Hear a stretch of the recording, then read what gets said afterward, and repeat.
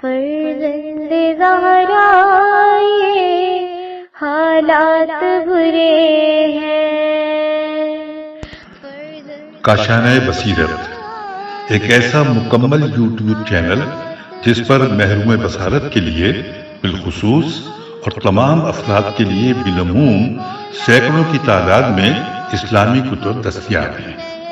لہذا گزارش ہے کہ آپ اپنی ذمہ داری نبھاتے ہوئے کاشانہ بصیرت کو سبسکرائب کرنے کے ساتھ ساتھ بیل آئیکن کو پریس کیجئے تاکہ آپ علم کے حصول کے ساتھ ساتھ مذہب اہل بیت کی اشاعت میں بھی اہم کردار ادا کرتے رہیں۔ کاشانہ بصیرت۔ فرزند زہرا یہ حالات برے ہیں۔ السلام علیکم سامعین کرام، الکوثر فی تفسیر القرآن جلد اہم کے سننے اور سنانے کا سفر جاری ہے۔ یہ ریکارڈنگ آپ کی خدمت میں کاشانہ بصیرت کی جانب سے پیش کی جا رہی ہے۔ آج ہم سورۃ التکویر کا آغاز کر رہے ہیں۔ اس کتاب کا صفحہ نمبر 62 جو ہے اسے بلینک چھوڑا گیا ہے۔ صفحہ نمبر 63 سورہ تکویر کا ٹائٹل پیج ہے۔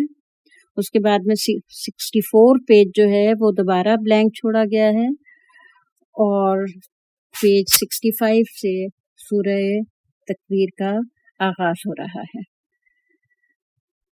اس سورہ مبارکہ کا نام پہلی آیت میں مذکور لفظ کورت سے ماخوذ ہے۔ مضمون سورت سے معلوم ہوتا ہے کہ یہ سورت رسالت کے ابتدائی سالوں میں نازل ہوئی ہے۔ سورہ مبارکہ کا مضمون قیامت کی منظر کشی پر مشتمل ہے، جس میں فرمایا قیامت کے وقت موجودہ نظام درہم برہم ہو جائے گا، سورج بے نور ہو جائے گا، ستارے پراگندہ ہو جائیں گے، سمندر آتشی ہوگا، آسمان کا پردہ ہٹا دیا جائے گا، چنانچہ جنت و جہنم دونوں اپنے اپنے مہمانوں کی میزبانی کے لیے تیار ہوں گے۔ مضمون کا دوسرا حصہ رسول صلی اللہ علیہ وسلم کی رسالت کی حقانیت پر مشتمل ہے۔ ابتدائے بعثت میں یہی دو مسائل لوگوں کے لیے موضوع بحث تھے۔ بسم اللہ الرحمن الرحیم۔ اذا الشمس کورت واذا النجوم انکدرت۔ بنام خدائے رحمان الرحیم، جب سورج لپیٹ دیا جائے گا اور جب ستارے بے نور ہو جائیں گے۔ تشریح کلمات: کورت لپیٹ لینے کے معنوں میں ہے، انکدرت انکد کے معنی کسی چیز میں گدلے پن کے ہیں، اور یہ صفا یعنی صفائی کی ضد ہے۔ تفسیر آیات: اس سورہ مبارکہ کی 1 سے 13 آیات میں قیامت سے متعلق ایسے حقائق بیان ہوئے ہیں جو آج کے کائناتی نظام سے مانوس ذہنوں کے لیے نہایت حیرت انگیز اور دشوار فہم ہیں کہ موجودہ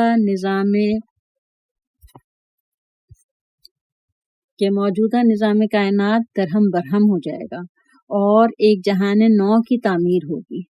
مختلف حوالوں سے معلوم ہوتا ہے کہ اس جہان نو کا قانون زیست موجودہ کائنات کے قانون حیات سے مختلف ہوگا۔ نمبر 1، اس کائناتی انقلاب کا ذکر سورج جو مصدر حیات ہے اس کی تبدیلی کے ذکر سے شروع ہوتا ہے کہ سورج لپیٹ دیا جائے گا۔ ہمارے لیے سورج لپیٹ لینا آسانی سے قابل فہم نہیں ہے، لیکن ہم اس کائناتی انقلاب کے حقائق سے بہت دور ہیں۔ ارشاد ہوتا ہے یوم نطوی السماء کطی السجل للکتب۔ یہ پہلا ریفرنس جو ہے یہ آ رہا ہے اس سورہ مبارکہ کے استدلال کے لیے سورہ انبیاء کی 100 آیت نمبر 104 سے۔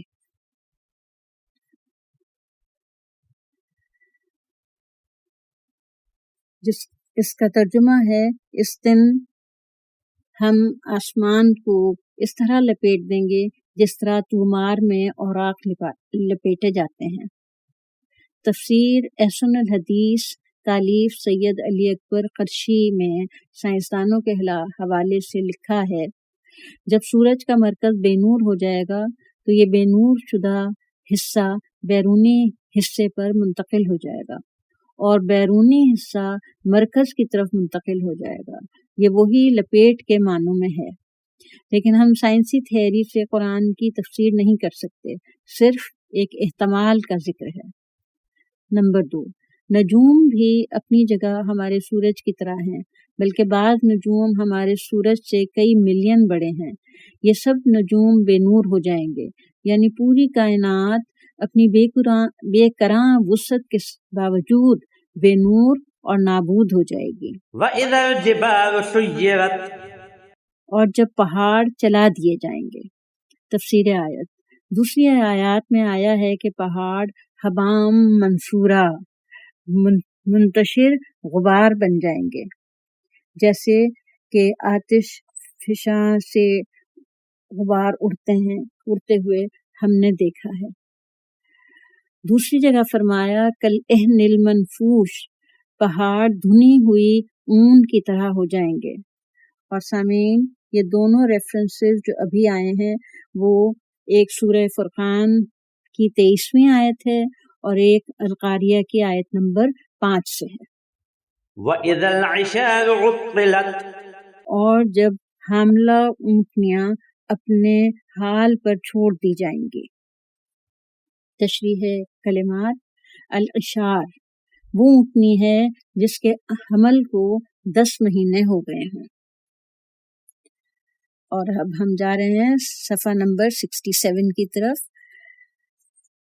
جہاں یہ تذکرہ تفسیر آیات کا شروع ہو رہا ہے اس آیت کے حوالے سے۔ جب اونٹنی بچہ دینے والی ہو اور اس کا تھن بھی دودھ سے بھرا ہوا ہو۔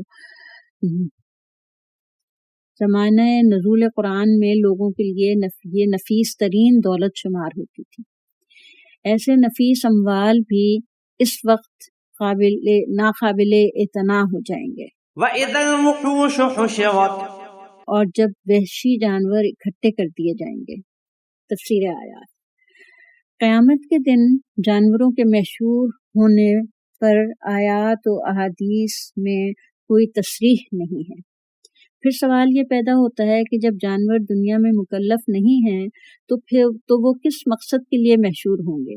لہذا محشور یعنی اکٹھے ہونے کا مطلب یہ لینا قرین واقع ہے کہ قیامت کے دن نہیں، بلکہ قیامت کے موقع پر جس طرح نفیس دولت شمار ہونے والی اونٹنیاں ناقابل اعتنا ہو جائیں گی، اسی طرح قیامت برپا ہوتے وقت درندے اپنے ٹھکانوں سے نکل آئیں گے، ایک دوسرے کو گزند پہنچانا بھول جائیں گے، اور قیامت برپا ہونے کے وقت کی ہولناکیوں میں نہ کسی کو گزند پہنچانے کا ہوش رہے گا، نہ درندے سے خوف کا ہوش رہے گا۔ اس طرح سب جمع ہو جائیں گے، لہذا یہ قیامت برپا ہونے کے وقت کی بات ہے، قیامت کے روز حساب کے حشر کی بات نہیں ہے۔ وَإِذَا الْبِحَارُ سُجِّرَتْ، اور جب سمندروں کو جوش میں لایا جائے گا۔ تشریح کلمات، سجرت، السجر سین جیم رے، السجر اس کے معنی زور سے آگ بھڑکانے کے ہیں۔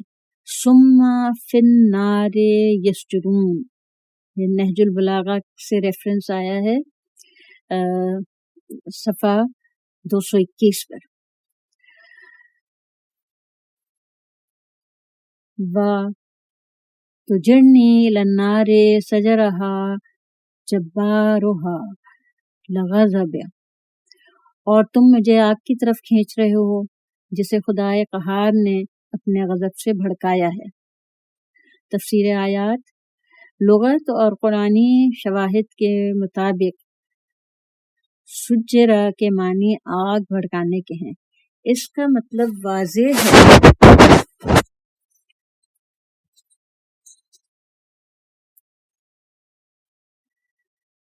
کہ قیامت کے وقت سمندر سے آگ بھڑکائی جائے گی۔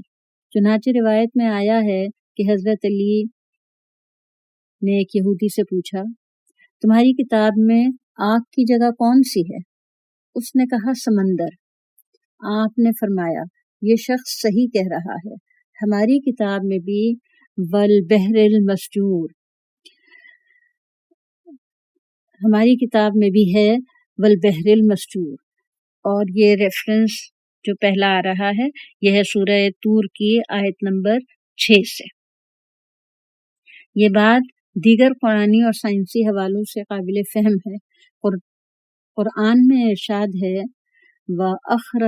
وَأَخْرَجَتِ الْأَرْضُ أَثْقَالَهَا، یہ دوسرا ریفرنس جو ہے یہ ہے سورہ زلزال کی آیت نمبر 2 سے، اور زمین اپنا بوجھ نکال دے گی۔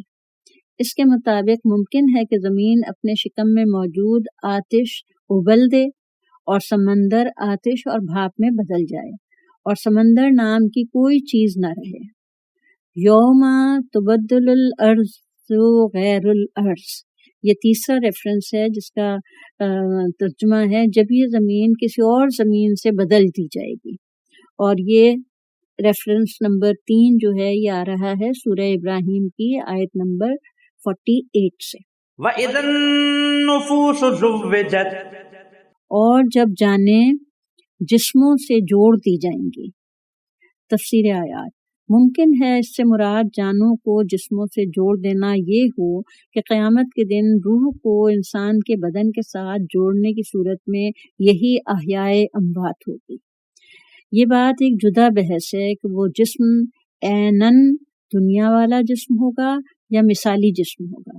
انسان کی روح دنیا میں بہت سے اجسام کے ساتھ رہی ہے، چونکہ دنیا میں انسان کا جسم تحلیل ہوتا رہتا ہے اور ہر 6 سال بعد پورا جسم بدلتا رہا ہے، لیکن نفس نہیں بدلا۔ نیز ممکن ہے کہ زوجت جوڑ دینے سے مراد یہ ہو کہ مومن سے اور کافر سے جوڑ دیے جائیں گے۔ اصحاب یمین کے ساتھ، صالح کے ساتھ، اصحاب شمال کے ساتھ جوڑ دیے جائیں گے۔ قالوا ربنا لا تجعلنا مع القوم الظالمین، یہ چوتھا ریفرنس اس کے استدلال میں آ رہا ہے سورہ اعراف کی آیت نمبر 47 سے۔ وَإِذَا الْمَوْءُودَةُ سُئِلَتْ بِأَيِّ ذَنبٍ قُتِلَتْ، جب زندہ درگور لڑکی سے پوچھا جائے گا کہ وہ کس گناہ میں ماری گئی۔ تفسیر آیات، انسانی اقدار کے بارے میں اسلام کا یہ موقف نہایت قابل توجہ ہے کہ قیامت کے اہم ترین واقعات میں زمانہ جہالت میں زندہ درگور ہونے والی بچیوں کے بارے میں باز پرسی کو جگہ دی جائے گی، چونکہ ایک انسان کو صرف اس بنیاد پر زندہ دفن کیا جائے گا کہ وہ لڑکی ہے، انسانیت کی تذلیل ہے۔ وہ کس گناہ میں ماری گئی کہ تکبیر میں انتہائی غضب الہی کا اظہار ہے کہ سوال خود بے گناہ بچی سے کیا جائے گا کہ تو کس جرم میں ماری گئی۔ مجرم باپ سے نہیں پوچھا جائے گا، کیونکہ مجرم اپنے چہروں سے پہچانے جائیں گے۔ یعرف المجرمون بسیماہم ویؤخذوا بالنواصی والاقدام، یہ پہلا ریفرنس اس آیہ مبارکہ کے استدلال کے لیے آ رہا ہے سورہ رحمان کی آیت نمبر 41 سے، جس کا ترجمہ ہے مجرم اپنے چہروں سے پہچانے جائیں گے، پھر وہ پیشانیوں اور پیروں پکڑے جائیں گے، پھر وہ محرکات جن کی بنیاد پر ان بے گناہ بچیوں کو زندہ درگور کیا گیا تھا سب غیر انسانی ہیں۔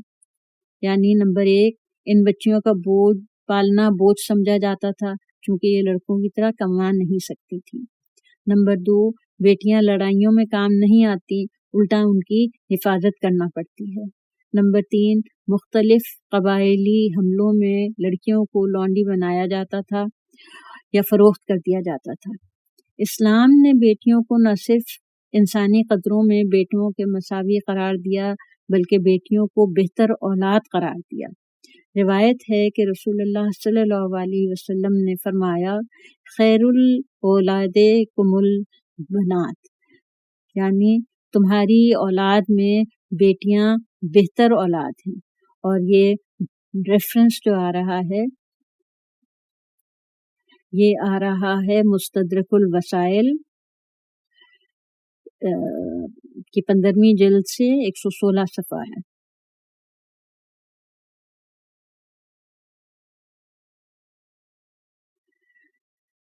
جناب رسول خدا صلی اللہ علیہ وسلم سے مروی ہے من آلا ثلاث بنات او ثلاث اخوات وجبت لہ الجنۃ فقیل یا رسول اللہ وسنتین فقال وسنتین فقیل یا رسول اللہ وواحدۃ فقال وواحدہ.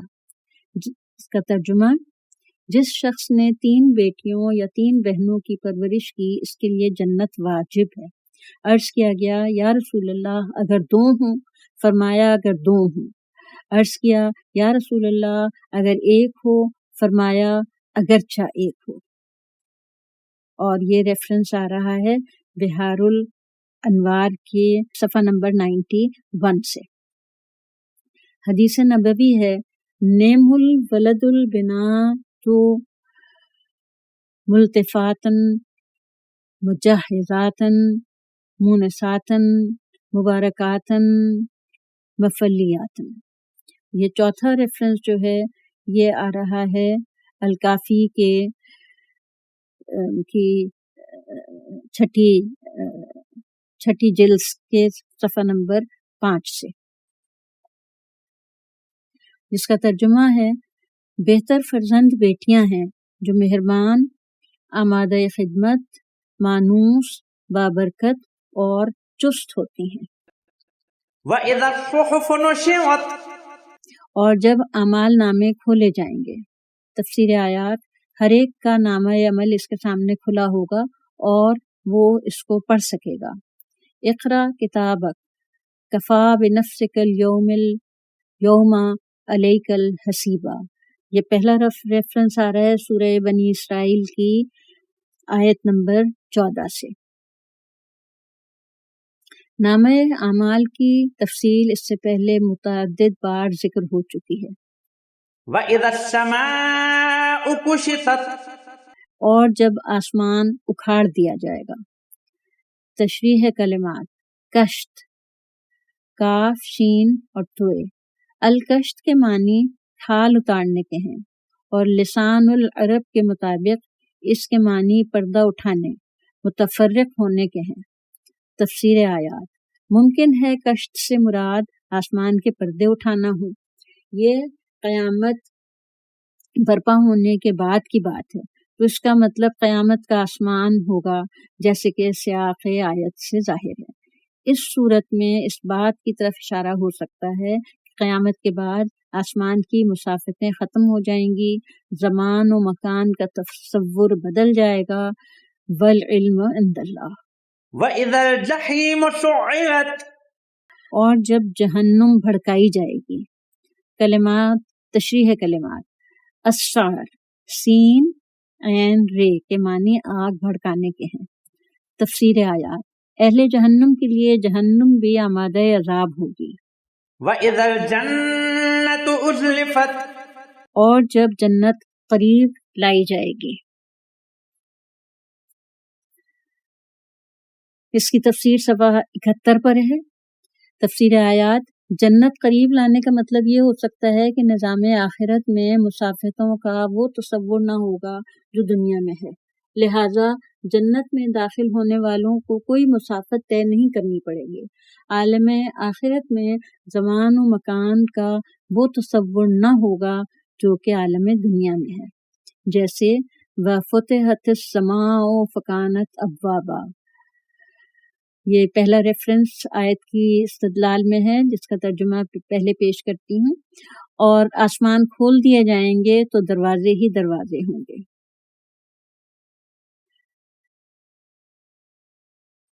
یہ ریفرنس آ رہا ہے سورہ نبا کی آیت نمبر 19 سے. علمت نفس ما احوت.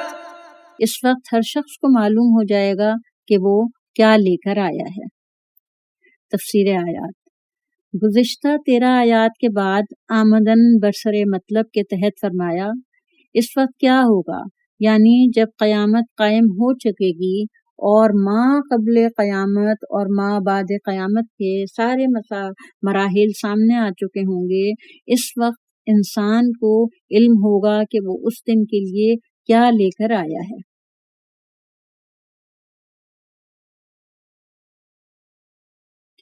نمبر 1، احضرہ حاضر کرنے کے معنی میں ہے کہ انسان کا عمل انرجی کی شکل میں محفوظ رہتا ہے، اور قیامت کے دن انسان کو خود اپنے عمل سے واسطہ پڑے گا۔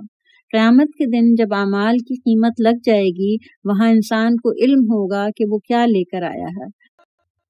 فلا اقسم بالخنس الجوار الكنس واللیل اذا عسعس والصبح اذا تنفس انه لقول رسول کریم. نہیں، میں قسم کھاتا ہوں پس پردہ جانے والے ستاروں کی جو روانی کے ساتھ چلتے ہیں اور چھپ جاتے ہیں، اور صبح کی جب وہ پھوٹتی ہے۔ یقیناً یہ قرآن معزز فرستادہ کا قول ہے۔ تشریح کلمات: الخنس خ نون سین کے معنی پیچھے ہٹنے اور سکڑ جانے کے ہے۔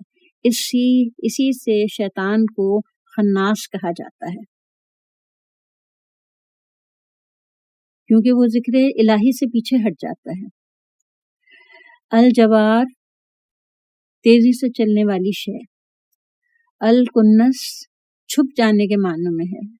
اسعسا کے معنی تاریکی ہلکی ہونے کے بعد، رات کے آخری اور ابتدائی وقت میں تاریکی کم ہوتی ہے۔ تفسیر آیات: فلا اقسم میں لا تاکید کی قسم ہے،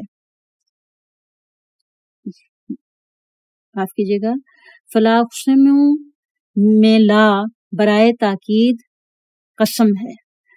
بعض کہتے ہیں زائدہ ہے، لیکن بعید ہے کہ کلام خدا میں کوئی لفظ بلا معنی مذکور ہو۔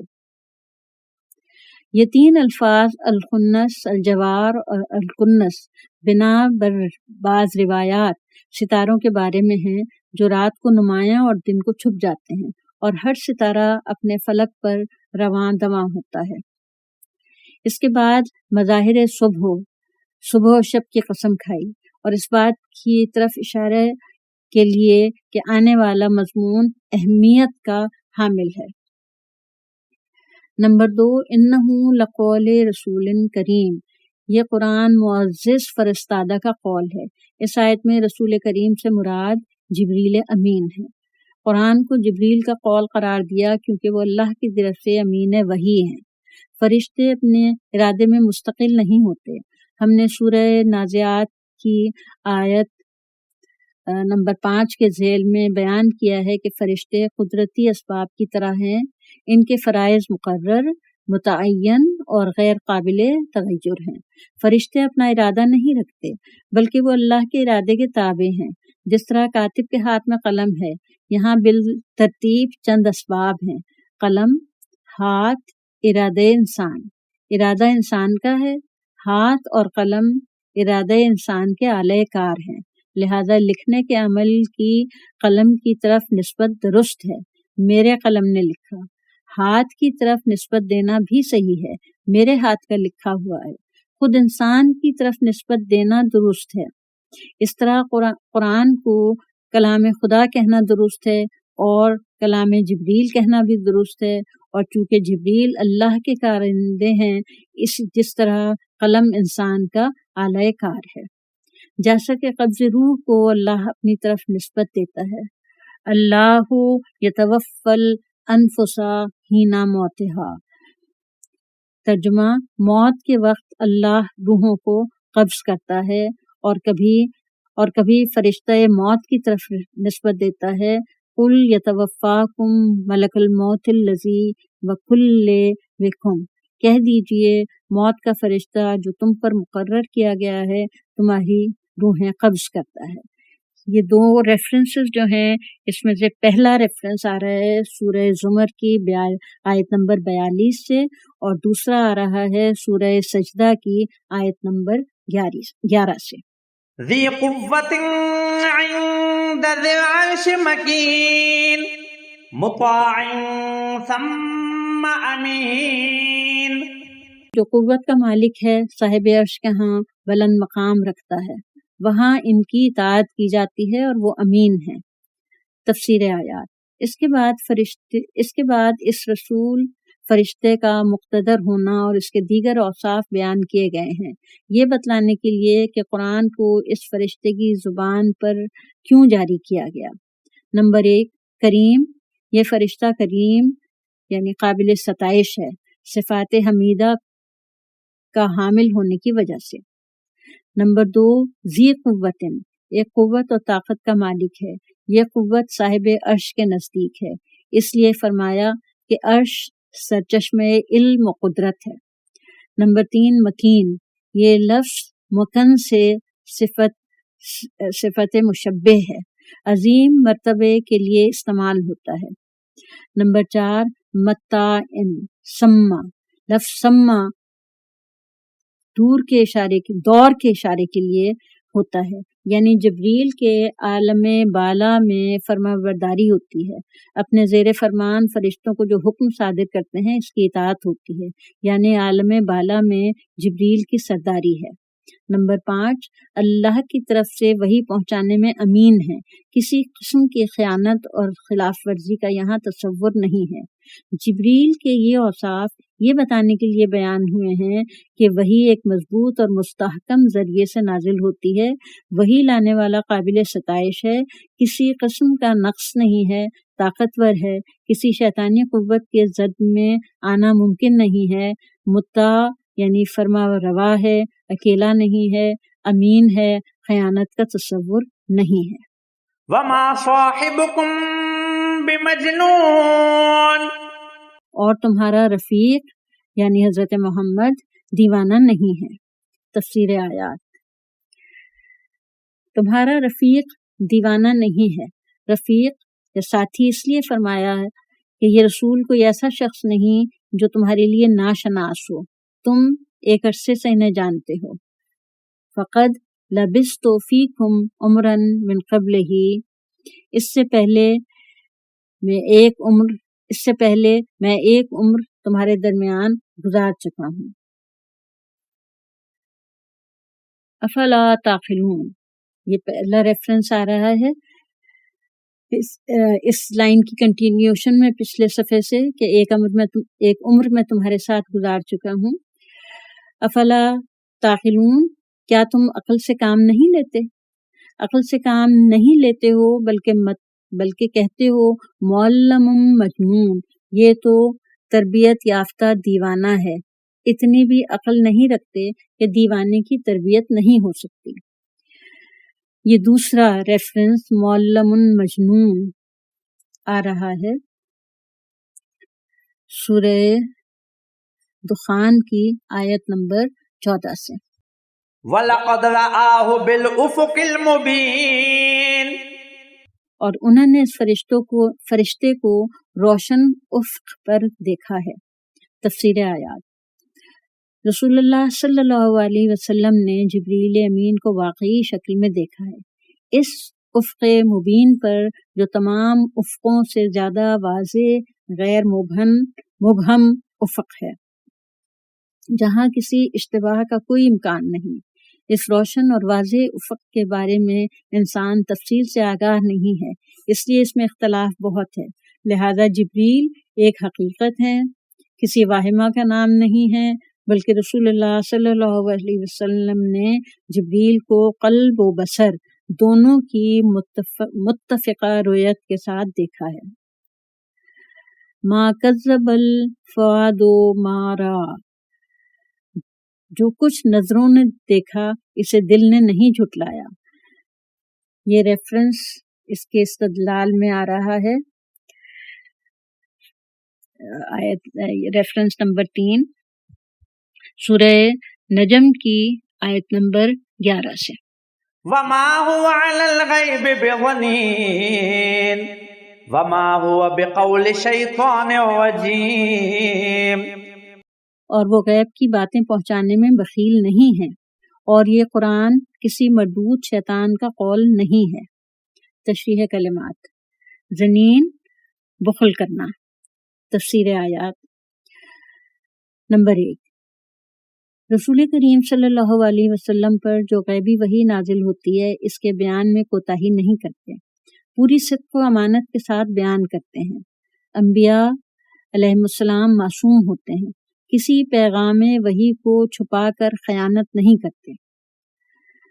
نمبر 2، نہ ہی یہ قرآن شیطانی کلام ہے، اس کلام میں کوئی ایسا شائبہ نہیں ہے جس میں کاہنوں کے کلام کی طرح غیر واقعی یا اپنے مفاد کی بو آتی ہو۔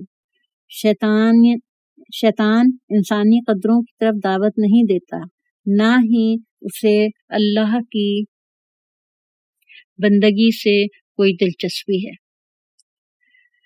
اور اب ہم پہنچ گئے ہیں صفحہ نمبر 75 پر۔ فَأَيْنَ تَذْهَبُونَ، پھر تم کدھر جا رہے ہو؟ تفسیر آیات۔